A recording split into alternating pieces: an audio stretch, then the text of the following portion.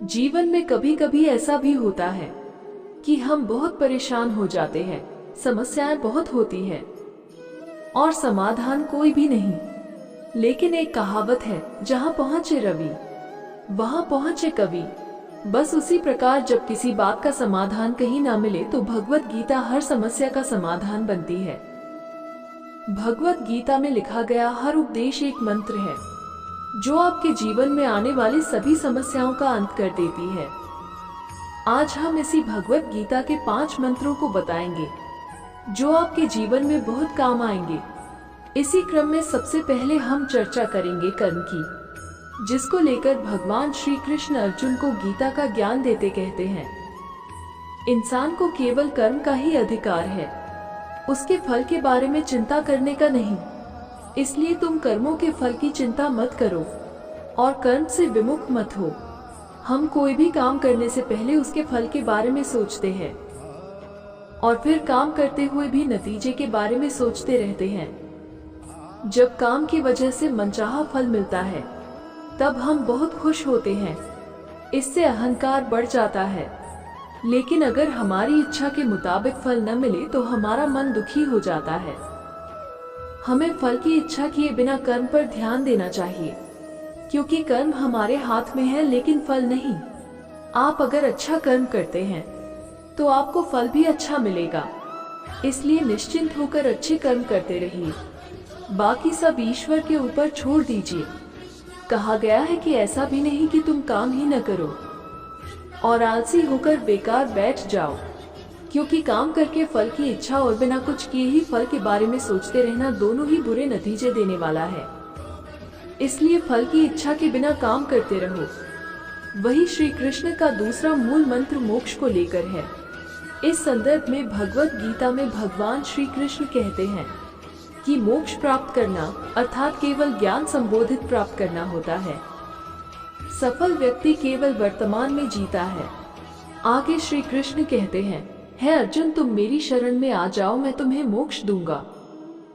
आगे भी कृष्ण कहते हैं, संपूर्ण संसार मेरी ही संतान है, मैं अपनी संतानों के साथ कभी गलत नहीं होने देता। वर्तमान में आपके साथ जो भी घटित हो रहा है वो सब पूर्व कर्मों का परिणाम है। यानी अगर आपका जीवन वर्तमान में इस संगठन में चल रहा है तो परेशान होने की बिल्कुल आवश्यकता नहीं है, क्योंकि यह आपके किसी बुरे कर्म का परिणाम है और उस कर्म के परिणाम का अंत होते ही आपके अच्छे दिनों की शुरुआत हो जाएगी। तीसरा मूल मंत्र श्री कृष्ण ने क्रोध को लेकर दिया है।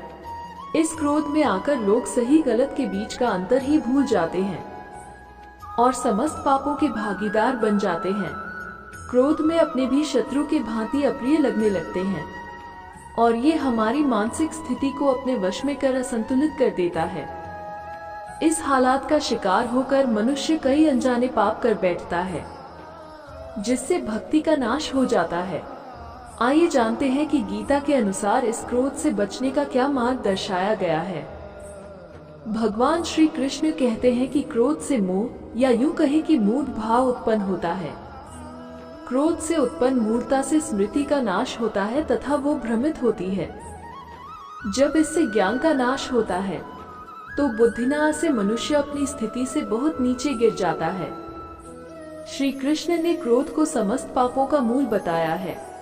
श्री रामचरितमानस में भी कहा गया है, काम क्रोध मद लोभ सब नाथ नरक के पंथ को एक अग्नि है, जिसमें सद्बुद्धि जल जाती है।